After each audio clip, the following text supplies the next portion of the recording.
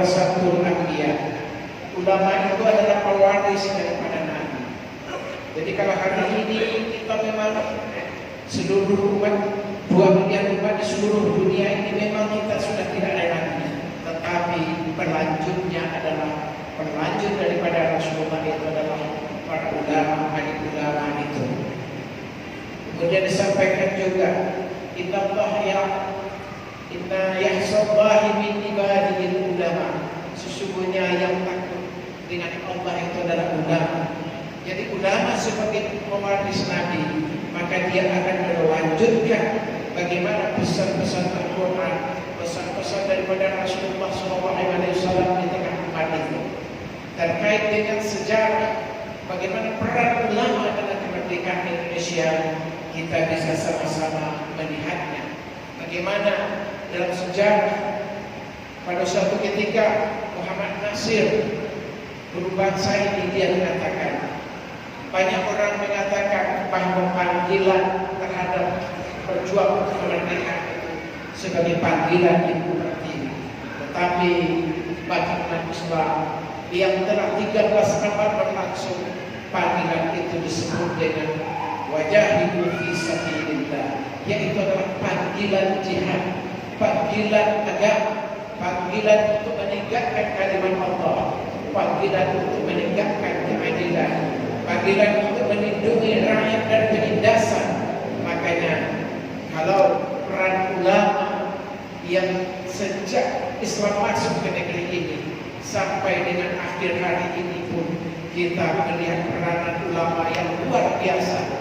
Setiap langkah-langkah, setiap detik-detik tidak bisa dipungkiri lagi bahwa peranan ulama itu adalah luar biasa. Tetapi bagaimana ketika para ahli sejarah, sebut saja Profesor Dr. Ahmad Mansur Suryanegara, dia mengatakan bahwa di dalam bangsa ini adalah diadakan semacam deislamisasi. Peranan ulama, peran ormas Islam, peranan umat Islam justru ditiadakan. Kita melihat buku-buku anak-anak sekolah kita di SD, SMP, SMA itu dihiasi dengan tulisan-tulisan bagaimana peran daripada Buddha, Hindu. Padahal Hindu Buddha itu di negeri ini jumlahnya tidak lebih dari 2,5%. Sementara peran dalam buku-buku yang sejarah anak-anak kita itu lebih 90% berbicara tentang Buddhaisasi, tentang Hinduisasi dalam sejarah anak-anak bangsa kita. Ini adalah terjadi semacam distorsi sejarah, terjadi semacam memutarbalikkan sejarah. Sementara yang berperan besar di negeri ini para ahli ulama, umat Islam, para tokoh-tokoh Islam, yang diawali dengan kerajaan-kerajaan Islam yang berdiri di negeri ini, justru peran itu di dalam buku-buku sejarah luput dalam tulisan itu. Tidak hanya Profesor Dr. Ahmad Suryanegara ini yang mengatakan bahwa peran itu dihilangkan di dalam buku-buku yang resmi SD, SMP, SMA. Bahkan sejarawan dari Universitas Indonesia, yaitu Bapak Tiar Anwar Bakhtiar, dia menuliskan bahwa sejarah nasional Indonesia adalah perspektif barunya meniadakan. Menurut dia, yang dia kaji memang meniadakan peran daripada ulama, peran dari ormas-ormas Islam dan umat Islam. Justru itu dia menulis, Bapak Tiar ini menulis sebagai ungkapan meluruskan daripada sejarah yang peranan ulama dan umat Islam itu dia dituliskan. Lebih lanjut, begitu pula Profesor Dr. Hamka di dalam tafsirnya, di dalam tafsir Al-Anhar halaman 300, Hamka juga menyebutkan bagaimana misionaris Kristen itu, bagaimana para penjajah itu, Zionis itu, dia mengaburkan sejarah, bagaimana dia memisahkan antara umat Islam dengan nasionalisme, sehingga apa terjadi dari negeri ini.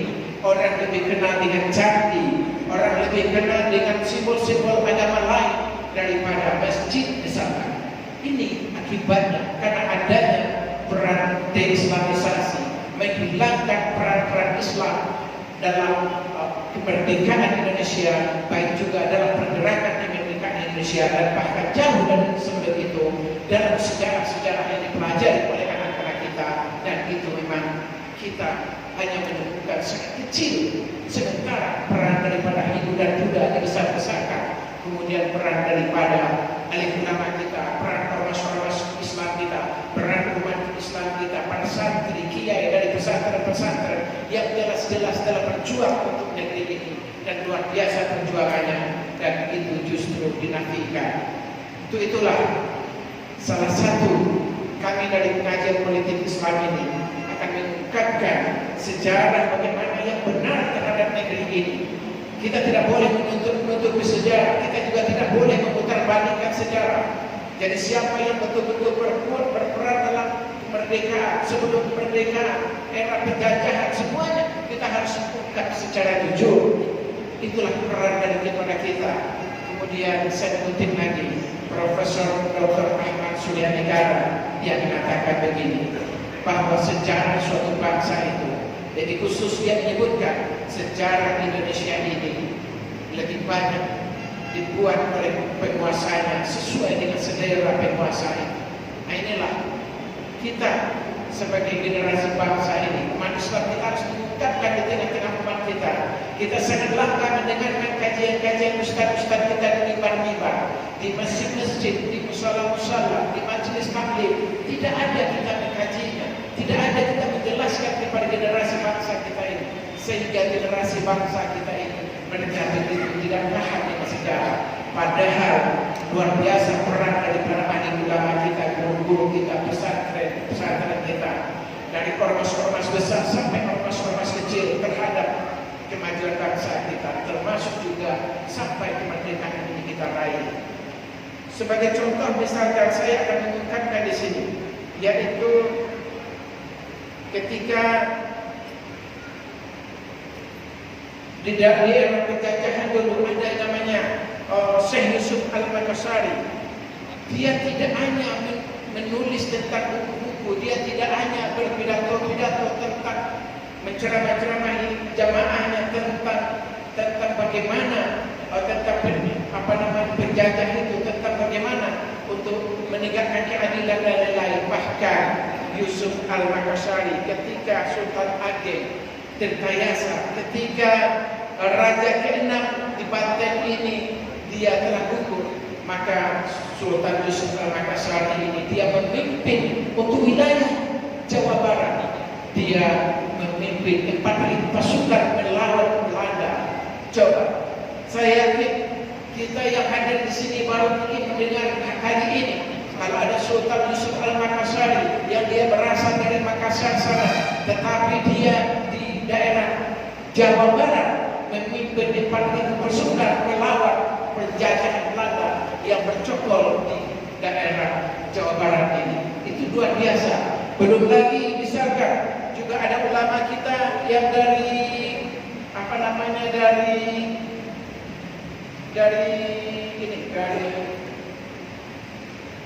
saya lupa ini sebentar, dari Palembang, yaitu Syekh Abdul Somad Al-Palembani. Meski Syekh ini Abdul Somad Al-Palembani ini dia bermukim di Mekah, tetapi dia sangat cinta dengan nasional ini. Dia menggerakkan bagaimana warga bangsa kita ini berjuang untuk mengusir penjajah. Kemudian Syekh Abdul Somad Al-Palembani ini dia menulis sebuah kitab yang berjudul Nasihah Al-Muslimin wa Tazkirah Al-Mu'minin fi Fadail Al-Jihad fi Sabilillah wa Karamah Al-Mujahidin fi Sabilillah. Itu yang ditulis sama dia. Isinya adalah bagaimana peranan umat Islam itu, kewajiban dia untuk berjihad untuk melawan penjajah Belanda. Inilah yang dia tulis, sehingga tulisan-tulisan yang dia buat ini menjadi modal bagi para ulama-ulama kita dari Sabang sampai Merauke, yang ketika itu kerajaan-kerajaan Islam di negeri ini memang sedang marak berdirinya. Begitu juga diamini juga sama Osman Hubroni. Dia mengatakan dalam bukunya Aceh Mes, Osman Hubroni mengatakan bahwa buku yang ditulis oleh Syekh Abdul Samad Al-Palembani ini menjadi inspirasi bagi masyarakat di Aceh sana itu untuk melakukan perlawanan terhadap penjajah Belanda. Jadi itulah, meski Syekh ini hanya bermukim di Mekah, tetapi dia menulis buku untuk bangsa ini, buku yang menuntut keutamaan daripada berjihad, untuk memberikan semangat kepada para alim ulama yang ada di tanah air ini untuk berjuang untuk mengusir penjajah Belanda itu. Sehingga buku ini menjadi pegangan wajib bagi para ulama-ulama kita di Aceh sana itu. Kemudian alim ulama itu mengajarkan kepada umat Islam di Samudra Pasai itu, di Aceh dan Sabah, sehingga perlawanan umat di Aceh terhadap penjajah Belanda itu luar biasa kita menyaksikan dalam sejarah. Ketika Belanda menyerang Aceh pertama kali adalah dengan 3.000 pasukannya, dia ingin merebut itu Masjid Baitur Rahman itu. Tetapi karena perlawanan Aceh itu luar biasa, serdadu Belanda dengan 3.000 orang itu dilawan oleh masyarakat di sana, dan di sana pun dinamakan adalah perang rakyat. Karena apa? Karena yang berperang tidak hanya pemimpin yang mengomandokan, tetapi adalah alim ulama-ulama dari desa-desa, dari kecamatan-kecamatan di seluruh daerah Aceh itu menggelorakan semangat perlawanan kepada Belanda. Sehingga kita mengetahui dalam sejarah serangan Aceh pertama itu, serangan Belanda pertama di Aceh itu, meskipun awalnya Belanda bisa menduduki Masjid Baitur Rahman, tetapi kemudian diserang balik oleh secara militer, secara dengan jihad oleh saudara-saudara kita, para mujahid-mujahidah kita di Aceh itu, sehingga Belanda itu tunggang langgang dia dengan 3.000 pasukannya yang bersenjatakan lengkap. Dia perlu meminta bantuan lagi kepada daerah Jawa yang dan juga ke negara dia, dan di sana memang dia mempersiapkan tentara-tentara yang bisa membantu dia lagi. Makanya kita kenal dalam sejarah Aceh melakukan serangan kedua dengan mengirimkan 13.000 pasukannya. Tetapi kita ketahui berkat perlawanan yang luar biasa oleh para pejuang-pejuang Aceh ini sampai akhirnya dia tidak bisa menaklukkan Aceh secara total, karena kita menyaksikan perlawanan rakyat yang begitu luar biasa yang dikomandokan oleh misalkan Cut Nyadin, misalkan Panglima Kolim, ada Tengku Umar, kemudian juga ada banyak lagi yang tidak populer, yang tidak kita susah menyebutnya, karena puluhan nama-nama para alim ulama di sana itu yang melakukan perlawanan, yang menggerakkan masyarakat sehingga dia begitu militan melakukan perlawanan kepada Aceh, sampai Indonesia Belanda hengkang dari ini dan digantikan oleh Jepang, dan itu secara utuh Belanda tidak bisa menaklukkan negeri Aceh. Begitulah luar biasa. Karena apa? Karena disemangati oleh tulisan-tulisan para alim ulama kita. Di antaranya adalah buku jihad yang diterbitkan oleh Syekh daripada Palembang ini, para alim ulama yang berasal dari Palembang. Dia menuliskan, tetapi dia bermukim di Mekah. Bapak dan Ibu yang dimuliakan oleh Allah Subhanahu wa taala, tidak hanya tidak hanya pergerakan perlawanan yang dilakukan oleh dua ulama kita ini, dua daerah kita ini, kita juga bisa menyaksikan bagaimana dalam pergerakan kemerdekaan jauh sebelumnya, bagaimana di Sumatera Barat misalkan, di sana ada namanya Pangeran Diponegoro. Kemudian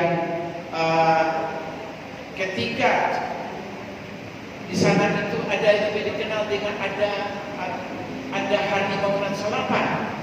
Kemudian ada sekitar 9-10 orang para ini tokoh-tokohnya, Tuanku Nan Receh, Tuanku Haji Miskin, kemudian Tuanku Padang Lawas, kemudian kita ada lagi Tuanku Padang Luar, ada Tuanku Galuh, ada Tuanku Kubu Amalu, ada Tuanku Kubu Aul, ada juga Tuanku Basa.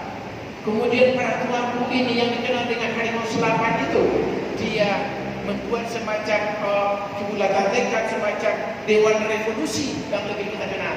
Dia mengadakan semacam statementnya bahwa dia akan menegakkan amar ma'ruf nahi munkar kepada siapapun dan termasuk juga kepada warga Sumatera Barat itu. Kemudian ketika para alim ulama ini dia melakukan penegakan amar ma'ruf nahi munkar itu, kemudian kaum adatnya terutama adalah yang berpihak dengan para raja-rajanya, mantan-mantan keturunan daripada raja-raja di Sumatera Barat itu, dia mengundang Belanda yang masuk, kemudian dia meminta Belanda untuk mendukung dia untuk melawan dengan harimau yang selapan ini. Akhirnya apa? Terjadilah perang Padri. Perang Padri ini yang dipimpin langsung oleh Tuanku Imam Bonjol, tepatnya adalah di Padri, di Minangkabau itu Sumatera Barat. Terjadilah pertempuran yang dahsyat antara kaum Padri yang didukung oleh ulama, yang didukung oleh rakyat, sementara Belanda yang didukung oleh beberapa pengkhianat keturunan raja-raja dan Minang tadi itu, justru Belanda sama mereka justru dikalahkan. Jadi kalau kita melihat dari sejarah, hampir setiap serangan Belanda itu terhadap daerah-daerah kita di negeri ini, baik di Sumatera, di Pulau Jawa, di Kalimantan, kita menyaksikan pada awalnya Belanda memang bisa dipatahkan oleh perlawanan generasi-generasi bangsa kita ini. Begitu juga kita melihat misalkan di Pulau Jawa ada namanya Pangeran Diponegoro. Kemudian Pangeran Diponegoro didukung oleh Kiai Maja, kemudian Senton, kemudian melakukan perlawanan dengan Belanda. Kemudian dia juga kita mengetahui dari sejarah bahwa Belanda dengan kekuatan dia luar biasa, dengan 3.000 pasukannya lebih Belanda, ternyata juga dalam pertempuran pertamanya Imam Bonjol dengan Kiai Maja dan Sentonnya itu memang memenangkannya. Tetapi karena Belanda dia meminta bala bantuan lagi ke negaranya, akhirnya disitulah bisa Pangeran Diponegoro juga bisa dikalahkan karena Belanda meminta bala bantuan dari 3.000 pasukan dari negaranya. Kita juga bisa melihat sebagai contoh bagaimana peranan alim ulama kita, peranan umat Islam kita, peranan tokoh-tokoh Islam kita, peranan daripada alim ulama kita bisa lihat misalkan di Banjarmasin ada namanya Pangeran Antasari. Kemudian ini terjadi pada 1862. Kemudian Pangeran Antasari dengan memimpin sekitar 3.000 pasukannya di daerah Banjar Kalimantan itu, dia melakukan penyerangan kepada markas-markas Belanda, dan di sana kita tahu bahwa banyak tentara-tentara Belanda ini terbunuh. Dan begitulah luar biasanya, dan kita menyaksikan bahwa luar biasa peranan umat Islam kita dengan gigih, dengan fisabilillah, dengan jihad mereka bisa melawan Belanda yang senjatanya memang luar biasa, tapi aturannya Belanda memimpinnya. Sementara para pejuang-pejuang Islam kita ini, apakah itu Tengku Imam Bonjol, apakah itu pejuang-pejuang kita di Aceh, apakah itu di Antasari, apakah itu di Betawi ini, semua itu dengan senjata-senjata yang tradisional. Sementara Belanda adalah dengan senjata-senjata yang modern mereka ketika itu. Jadi di antara para pejuang tadi, tokoh-tokoh tadi, para ulama tadi, syekh-syekh tadi yang telah menggerakkan saudara-saudara tentara rakyat yang melawan penjajahan Belanda, itu hanya baru beberapanya lagi yang kita sebutkan. Banyak lagi, misalkan apakah itu Falatihah, apakah itu Syarif Hidayatullah, apakah itu Sultan Mansur Shah, banyak lagi nama-nama para pejuang yang nyata-nyata berjuang untuk memerdekakan kerajaan-kerajaannya awalnya, dan pada akhirnya dia bergabung dalam pergerakan kemerdekaan, dan akhirnya adalah tujuannya adalah mempersatukan Indonesia sehingga Indonesia diwujudkan menjadi suatu negara yang merdeka. Saya bisa sebutkan di sini, misalkan ada beberapa kerajaan Islam yang ada di Sumatera, misalkan adalah Samudra Pasainya, kemudian Aceh Darussalamnya, kemudian ada lagi di Jawa bagaimana kerajaan Demak, kemudian kerajaan Pajang, kerajaan Mataram, kerajaan Cirebon, kemudian Banten, dan kerajaan yang lain. Apakah itu yang ada juga di Kalimantan, kerajaan Islam Panjang, kerajaan Islam Kutai, kerajaan Islam Maluku. Semuanya itu adalah mempunyai andil bagaimana untuk memantapkan jiwa warga bangsa ini sehingga dia betul-betul mengetahui bagaimana peranan dia sebagai hamba Allah di muka bumi ini tidak cukup dia hanya untuk sekedar makan, puasa, zakat, lalu mati, tapi dia punya kewajiban yang diajarkan sama guru-guru ulamanya, bagaimana dia untuk membebaskan negerinya juga dari penjajahan. Lebih lanjut, kenapa? Karena kita bisa melihat bagaimana karena para penjajah itu tidak hanya dia menjajah secara kekuasaan, dia merampok kekuasaan di negeri ini. Dia tidak cukup sekadar menjadi penguasa di negeri ini, tetapi para penjajah itu dia menguasai ekonomi. Kita tahu bahwa Indonesia adalah penghasil rempah-rempah yang besar ketika itu, dan dia dieksploitasi dengan tanaman paksa dan lain-lain, sehingga warga bangsa kita ini sangat menderita. Kemudian dia menguasai secara politik, menguasai secara ekonomi, dan lebih-lebih lagi adalah para penjajah ini, Belanda ini. Dia masuk juga bagaimana dia meruntuhkan keimanan daripada warga bangsa ini. Yang kita kenal dengan ya penjajah itu dia sudah pasti untuk bagaimana jangankan orang biasa, bahkan tokoh-tokohnya saja, para pejuangnya itu saja ketika dia asingkan ke Belanda, diasingkan ke negeri-negeri lain, ketika telah dia berhasil untuk menangkapnya, itu pun akidahnya dia berupaya untuk menggantinya. Tetapi karena luar biasanya para alim ulama kita, para syekh-syekh kita yang menjadi pemimpin menggerakkan umat di negeri ini, meskipun dia telah diasingkan ke Afrika, akidahnya ingin diganti, tetapi ternyata Belanda tidak berhasil mengganti akidahnya itu.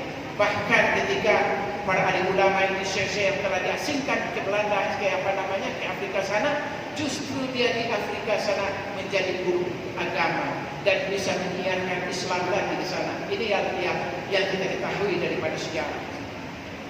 Jadi di samping politik dan ekonomi tadi ada gospel, ya.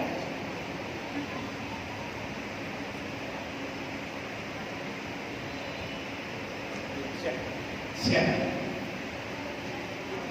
Jadi ada nanti kita ada lagi Ustaz kita yang akan bicara, Ustaz Mahidin. Mungkin setelah Ustaz Kiai Khalil dari luar, nanti Ustaz Mahidin baru kita terus. Jadi gospel ini adalah Belanda itu di samping dia ekonomi dan politik, dia menyebarkan agamanya juga. Tetapi alhamdulillah meskipun 350 tahun warga bangsa kita ini dijajah sama Belanda dengan misinya juga kristenisasinya, ajarkan agamanya, kita mengetahui bahwa warga bangsa kita ini kokoh keimanannya, sangat susah dia ditaklukkan keimanannya. Itu yang kita ketahui. Kemudian lebih lanjut saya ingin menyampaikan bahwa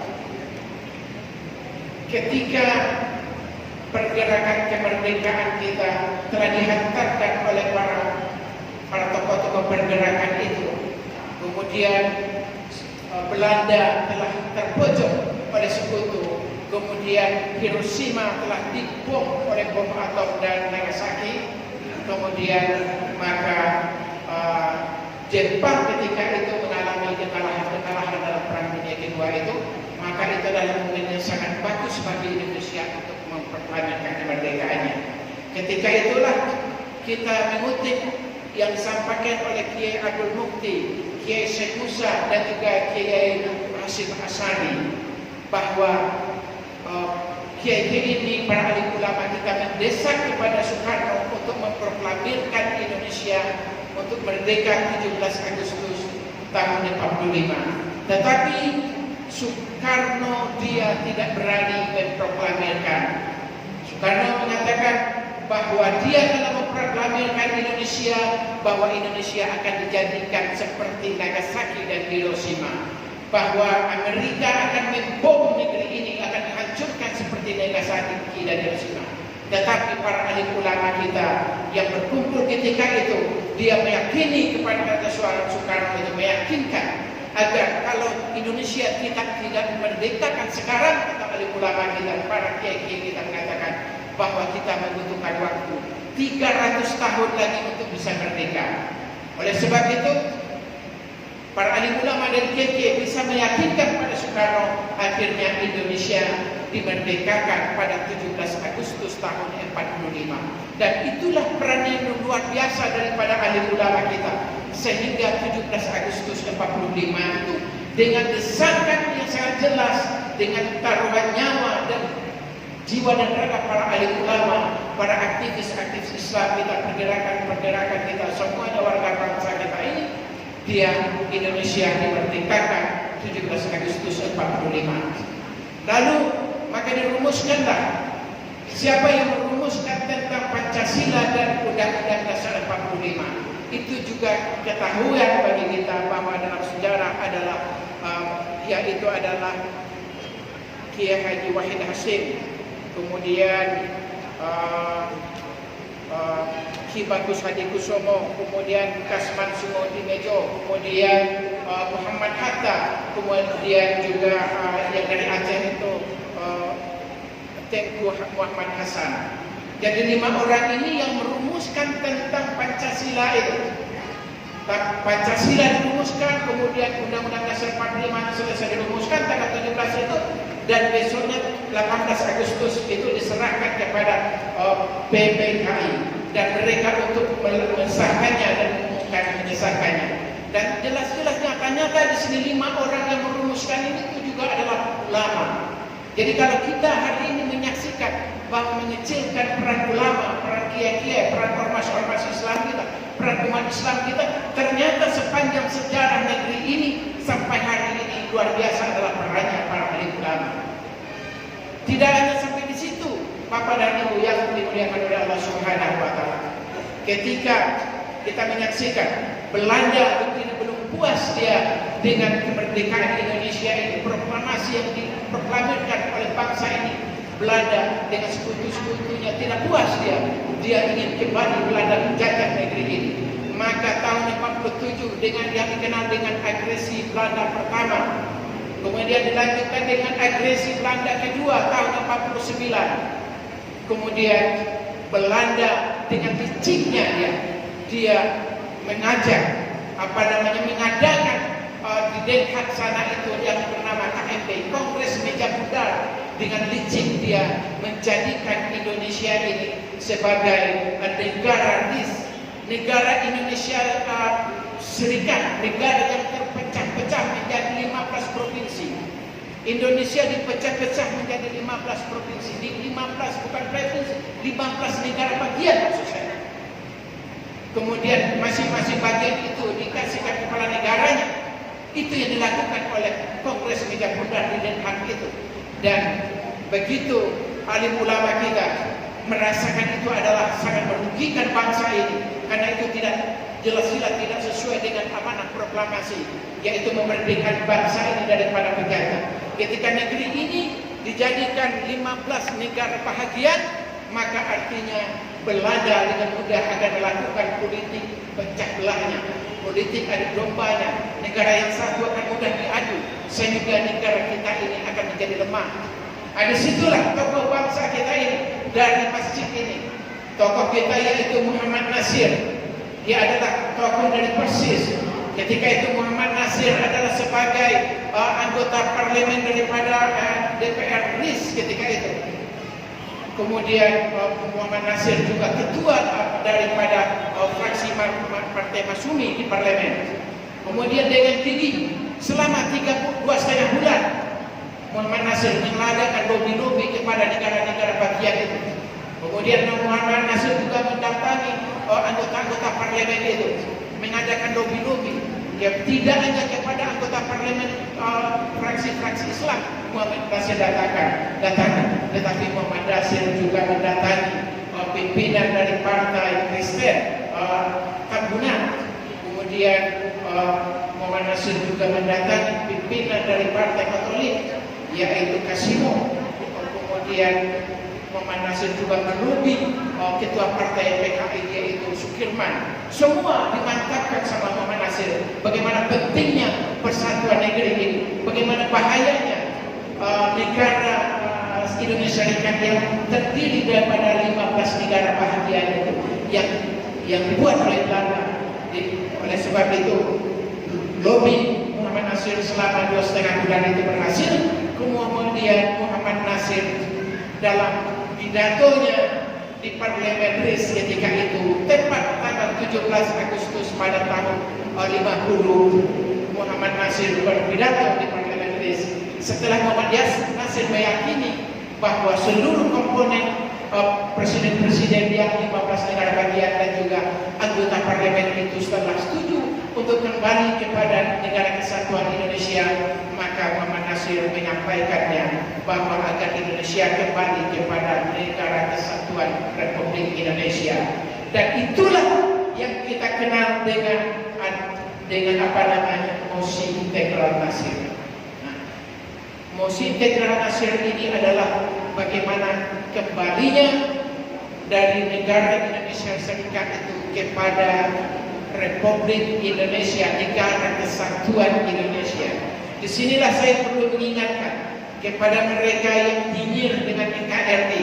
Saudara-saudara harus tahu betul bahwa yang memperjuangkan NKRI ini adalah Dr. Muhammad Nasir, ulama dan guru besarnya umat Islam dan tokoh bangsa ini. Dan sudah pasti tidak mungkin umat Islam anti NKRI karena suhunya, karena orang tuanya, karena gurunya, karena ulama besarnya telah berjuang susah payah untuk kembali, bagaimana kembali kepada NKRI, Negara Kesatuan Republik Indonesia. Begitu sejarahnya Bapak dan Ibu. Begitu luar biasanya. Kalau kita lihat sejak mulai dari kerajaan-kerajaan yang berdiri dari Samudra Pasai dilanjutkan sampai terakhir-terakhirnya partai-partai yang berdiri di negeri ini tidak luput dari perjuangan alim ulama kita. Jadi kalau hari ini banyak yang nyinyir tentang NKRI, banyak yang nyinyir bahwa umat Islam yang paling tidak Pancasila, umat Islam yang tidak sesuai dengan konstitusional, dan itu semuanya adalah terbantahkan dari apa-apa yang saya sampaikan tadi. Ternyata berumus daripada Pancasila, berumus daripada Undang-Undang Dasar 45 itu adalah 5 orang ulama kita di negeri ini. Dan begitu juga yang mengembalikan, yang mengupayakan ketika negeri ini dipecah belah oleh Belanda dengan politik divide et impera itu, sehingga dikembalikan kepada NKRI. Berjuang luar biasa adalah Muhammad Nasir. Nah ini yang perlu kita sebarkan kepada generasi muda kita. Saya yakin juga banyak di antara kita juga tidak tahu dengan sejarah karena adanya deislamisasi itu, bagaimana mengecilkan peran ulama yang ada ditiadakan, yang tiada diadakan. Itulah yang menjadi politik sejak Orde Lama. Begitu juga dengan Orde Baru, kita menyaksikan, kita membesar-besarkan Buddha dan Hindu daripada Islam. Bahkan kita yang hadir di masjid ini hari ini pun kita luput dari sejarah-sejarah Islam. Kita lebih kenal Candi Borobudur daripada Masjid Agungnya di Demak misalkan. Hari ini bagaimana Masjid Baitur Rahman di Aceh, bagaimana di sana menjadi pusat perebutan antara penjajah dengan perlawanan rakyat Indonesia, umat Islam yang dengan jihad dikomandokan oleh para ahli ulama kita. Kemudian saya ingin menyampaikan lagi yang tadi telah disampaikan bahwa jauh sebelum Kiai Hasyim Asy'ari mengeluarkan resolusi jihadnya, para ahli ulama kita ternyata dia telah berjihad di seluruh Nusantara untuk bagaimana misinya untuk mengusir penjajah itu.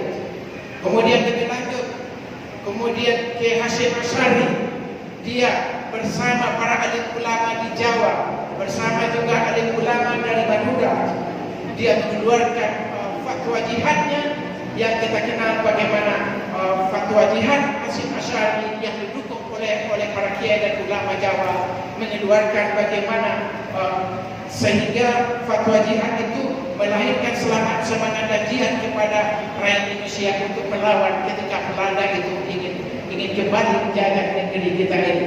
Maka ketika itulah pada perlawanan 9 November, 10 November kita menyaksikan luar biasa perlawanan pemuda-pemuda kita di Surabaya yang didukung oleh pemuda-pemuda yang datang dari berbagai belahan lain, dari wilayah-wilayah lain Indonesia datang ke Surabaya, yang dengan diagitasi oleh Supomo bagaimana kita harus melawan Belanda itu.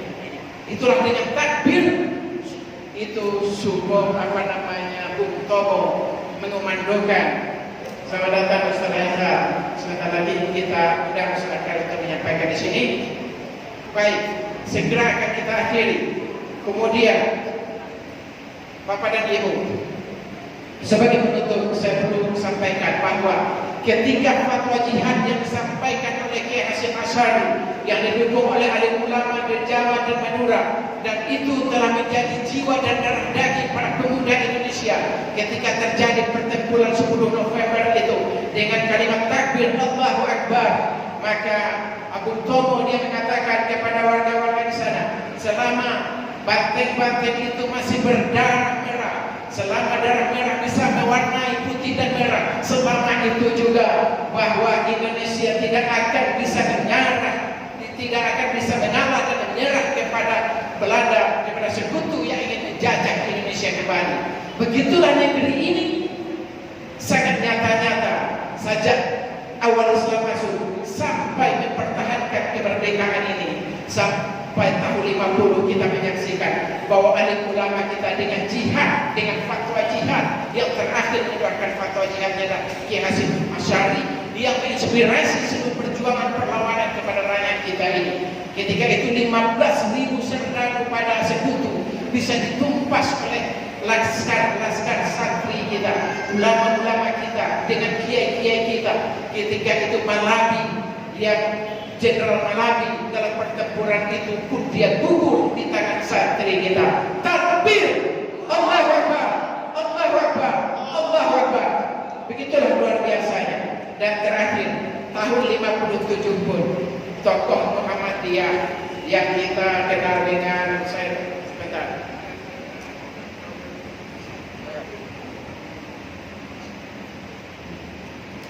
Insinyur Juanda yang terakhir tahun 57, ketika negeri kita ini, bapak-bapak dan ibu, kepulauan Indonesia ini belum menjadi kesatuan dengan lautan, maka Insinyur Juanda dia adalah tokoh daripada Muhammadiyah. Dia memperjuangkan sehingga lautan-lautan kita itu bisa diakui oleh negara internasional, oleh PBB, menjadi kesatuan yang utuh dengan Indonesia. Lagi-lagi adalah tokohnya Islam, tokohnya Muhammadiyah yang menjadi perannya, yaitu Insinyur Juanda yang dikenal dengan deklarasi Juanda. Akhirnya pada tahun 82 maka utuhlah Indonesia bersama lautannya menjadi kesatuan yang utuh. Dan semuanya itu adalah perjuangan para alim ulama kita, tokoh-tokoh Islam kita, ormas-ormas Islam kita, partai-partai Islam kita, dan itu yang ada sepanjang sejarah. Jadi kalau ada hari ini kita menyaksikan ada yang nyinyir tentang bahwa seolah-olah umat Islam anti kebinekaan, anti NKRI dan macam-macam dituduhkan, dan itu adalah karena mereka ingin memutar balikkan seolah-olah mereka yang berperan, padahal nyata-nyatanya dalam sejarah kita menyaksikan adalah alim ulama, adalah para kiai, para santri, para syekh-syekhnya, para guru-guru agama kita yang membangun semangat jihad, semangat perjuangan, semangat jihad fisabilillah, sehingga negeri ini akhirnya utuh mengalami kemerdekaan itu. Mungkin itu yang dapat saya sampaikan sebagai kalau pembuka, pengantar diskusi, pengantar ceramah pada siang hari ini. Karena di antara ustaz kita yang lain ada Ustaz Haikal juga sudah hadir di hadapan kita. Acara saya kembalikan kepada MC, kepada Ustaz Lutfi. Saya akhiri, semoga sedikit yang bisa saya sampaikan bisa membuka wawasan kita sehingga deislamisasi peran sejarah yang diputar balikan oleh yang menulis sejarah. Ternyata kita harus kembali menulis sejarah secara benar. Oleh sebab itulah kita akhiri, mudah-mudahan hari di mimbar-mimbar juga sejarah harus kita kaji-kaji dengan umat kita agar umat kita tidak buta sejarah. Bila taufiq wal hidayah. Assalamualaikum warahmatullahi wabarakatuh.